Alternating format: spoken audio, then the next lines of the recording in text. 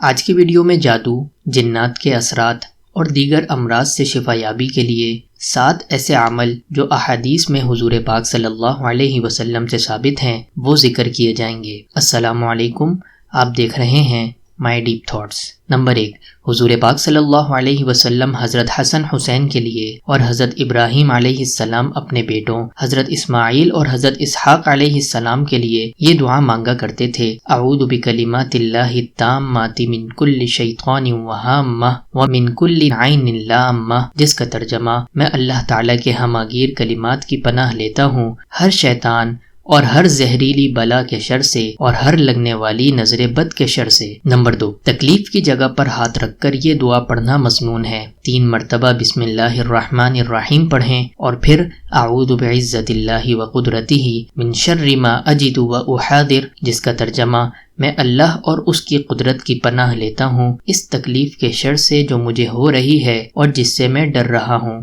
Number 3، حضرت عبداللہ بن عمر رضی اللہ تعالی عنہ یہ دعا بڑے بچوں کو سکھایا کرتے تھے اور چھوٹے بچوں کے گلے میں لکھ کر ڈال دیا کرتے تھے، جیسے کہ آج کل بچوں کے گلوں میں تعویذ ڈالے جاتے ہیں۔ اعوذ بکلمات اللہ التامات من غضبہ وعقابہ وشر عبادہ ومن ہمزات الشیاطین وان یحضرون، جس کا ترجمہ میں اللہ کے ہماگیر کلمات کی پناہ لیتا ہوں اللہ کے غضب اور غصے سے، اس کی پکڑ سے، اس کے بندوں کے شر سے اور شیاطین کے وسوسوں سے اور اس بات سے کہ وہ شیاطین میرے پاس آئیں۔ نمبر 4، مریض پر اپنا سیدھا ہاتھ پھیرتے جائیں اور یہ دعا پڑھیں: اللہم اذہب البأس رب الناس واشف انت الشافی لا شفاء الا شفاؤک شفاء لا یغادر سقما، جس کا ترجمہ اے اللہ تکلیف کو دور فرما، اے لوگوں کے پروردگار اس بیمار کو شفا دے اور تو ہی شفا دینے والا ہے، تیری شفا کے سوا کوئی شفا نہیں، ایسی شفا دے کہ کوئی بیماری باقی نہ رہنے دے۔ نمبر 5، اس دعا کو پڑھ کر دم کرنا بھی مسنون ہے۔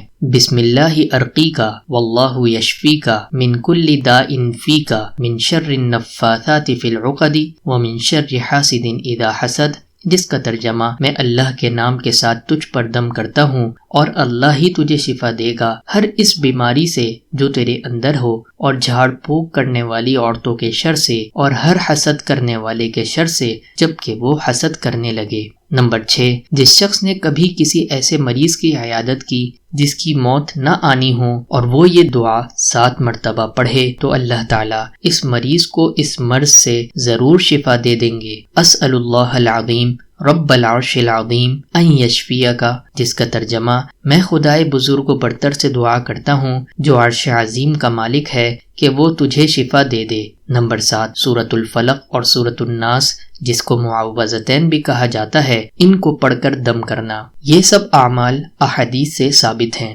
آج کی ویڈیو سے بس اتنا ہی، امید کرتے ہیں آپ کو ہماری ویڈیو ہمیشہ کی طرح ضرور پسند آئی ہوگی۔ اگر پسند آئی ہے تو ضرور لائک شیئر کریں۔ ملتے ہیں اگلی ویڈیو میں، تب تک کے لیے اللہ حافظ۔